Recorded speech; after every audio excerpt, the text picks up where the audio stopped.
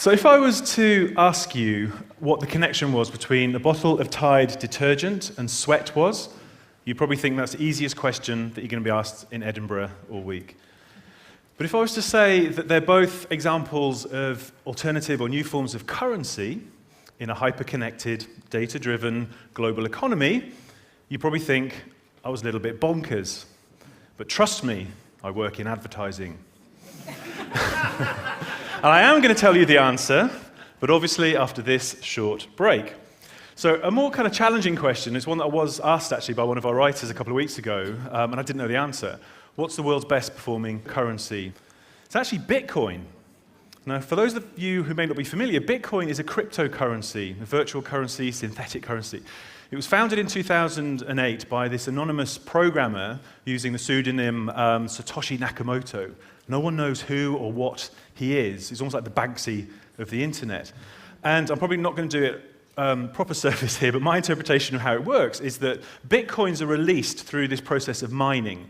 So there's a network of computers, a challenge to solve a very complex mathematical problem, and the person that manages to solve it first gets the Bitcoins. So the Bitcoins are released, they're put into a public ledger called the blockchain, and then they float, so they become a currency. And completely decentralized, that's the sort of scary thing about this, which is why it's so popular. So it's not run by the authorities or the state, it's actually managed by the network. And the reason that it's proved very successful is it's private, it's anonymous, it's fast, and it's cheap. And you do get to the point where there's some wild fluctuations with Bitcoin. So in one level, it went from something like $13 to 266, literally in the space of 4 months, then crashed and lost half of its value in 6 hours. And it's currently around that kind of $110 mark in value. But what it does show is that it's sort of gaining ground, it's gaining respectability. You get services like Reddit and WordPress are actually accepting Bitcoin as a payment currency now. And that's sort of showing you that people are actually placing trust in technology, and it sort of started to trump and disrupt and interrogate traditional institutions and how we think about currencies and money. And that's not surprising if you think about the basket case that is the EU. I think there was a Gallup survey out recently that said something like, in America, trust in banks is at an all-time low. It's something like 21%. And you can see here some photographs from London where Barclays sponsor the City Bike Scheme.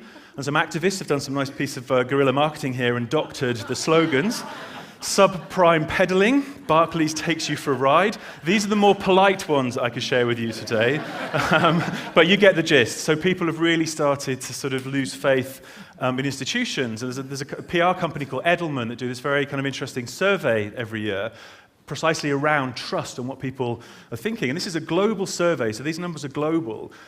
And what's interesting is that you can see that sort of hierarchy is kind of having a bit of a wobble, and it's all about heterarchical now. So people trust people like themselves more than they trust corporations and governments. And if you look at these figures for sort of the more developed markets like UK, Germany, and so on, they're actually much lower.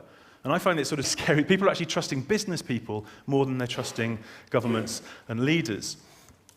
So what's starting to happen? If you think about money, if you sort of boil money down to an essence, it is literally just an expression of value, an agreed value. So what's happening now in the digital age is that we can sort of quantify value in lots of different ways and do it more easily. And sometimes the way that we quantify those values, it makes it kind of much easier to create new forms and valid forms of currency. In that context, you can see that networks like Bitcoin suddenly start to make a bit more sense. So if you think we're starting to sort of question and disrupt and interrogate what money means, what our relationship with it is, what defines money, then the ultimate kind of extension of that is there a reason for the government to be in charge of money anymore? And so obviously I'm looking at this through a marketing prism. So from a brand perspective, brands literally stand or fall and their reputations, and you think about reputation has now become a currency. Reputations are built on trust, consistency, transparency.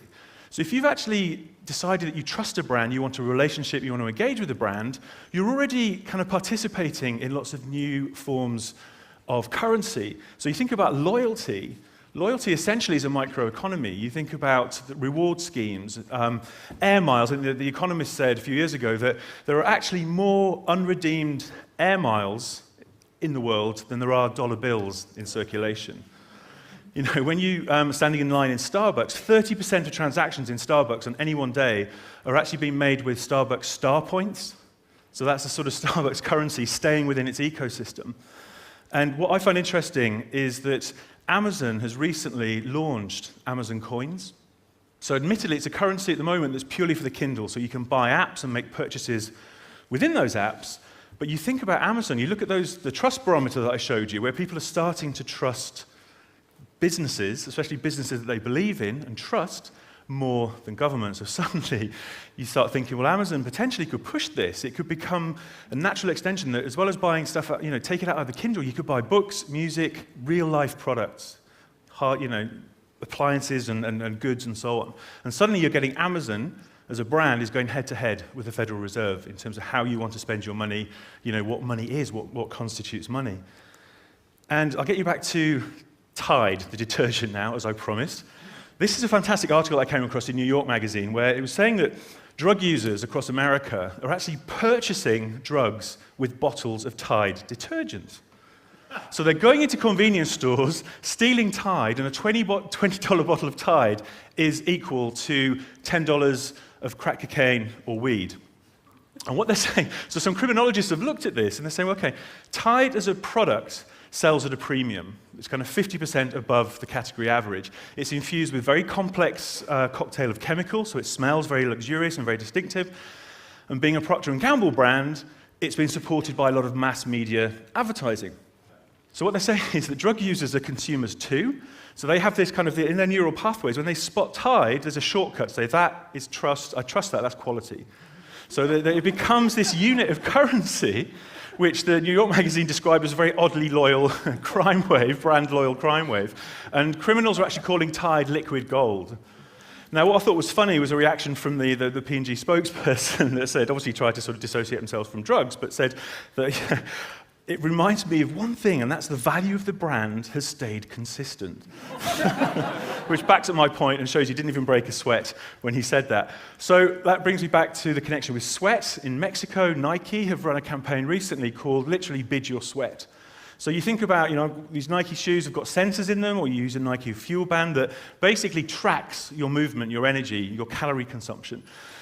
And what's happening here, this is where you've actually elected to join that Nike community. You've bought into it. They're not advertising loud messages at you, and that's where advertising has started to shift now, is into things like services, tools, and applications. So Nike is literally acting as a well-being partner, a health and fitness kind of partner and service provider. So what happens with this is they're saying, right, you have a data dashboard. We know how far you've run, how far you've moved, what your calorie intake, all that sort of stuff. What you can do is, the more you run, the more points you get. And we have an auction where you can buy Nike stuff, but only by proving that you've actually used the product to do stuff. And you can't come into this. This is purely for the community that are sweating using Nike products. You can't buy stuff with pesos. This is literally a closed environment, a closed auction space. In Africa, airtime has become literally a currency in its own right. People are used to, because mobile is king, they're very, very used to transferring money, making payments via mobile. And one of my favorite examples from a brand perspective going on is Vodafone, where in Egypt, lots of people make purchases in markets and very small independent stores. Loose change, small change is a real problem.